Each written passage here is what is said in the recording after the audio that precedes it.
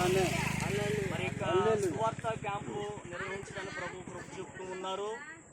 మరి దాదాపుగా ఇది 3వ రోజులో మరి 2వ పరిచర్య అనగా 2వ దినం సువార్త పరిచర్యలో మరి దాదాపుగా మరి ఇక ఆంధ్ర ఒడిశా సరిహద్దు వరకు దేవుడు నడిపించాడు. అందుని బట్టి సమస్త మహిమ దేవునికి కృతజ్ఞతలు తెలియజేస్తూ ఉన్నాము.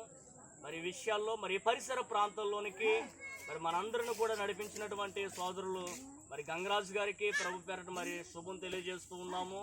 అదేవిధముగా మరి ఏలూరు పట్టణం నుంచి వచ్చినటువంటి సేవకులు మరి శ్రీనివాస్ పాల్ గారికి వందనాలు తెలియజేస్తూ ఉన్నాం. వారి సహచరులు కూడా వందనాలు.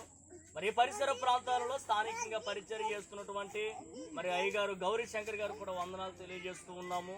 అదేవిధంగా ఈ సువార్త విషయాల్లో మరి మా అందరికీ కూడా మరి వంటలు ప్రిపేర్ చేస్తూ మరి ఎంతో సహకారంగా ఉన్నటువంటి మరి దేవుని సేవకురాళ్ళు అమ్మగారులు కూడా మరి ప్రభు పేరట వందనాలు.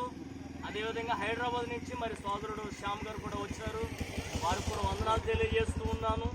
అదేవిధంగా మరి మమ్మల్ని ఇక్కడ గైడ్ చేస్తూ మరి రథసారిదిగా మరి మమ్మల్ని నడిపిస్తున్నటువంటి మరి దేవుని యొక్క సోదరులు మరి అయ్యగారు అప్పారావు గారు కూడా ప్రభు పేరట వందనాలు.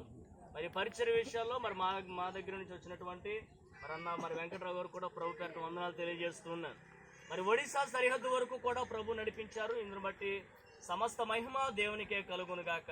దేవుని స్తోత్రం.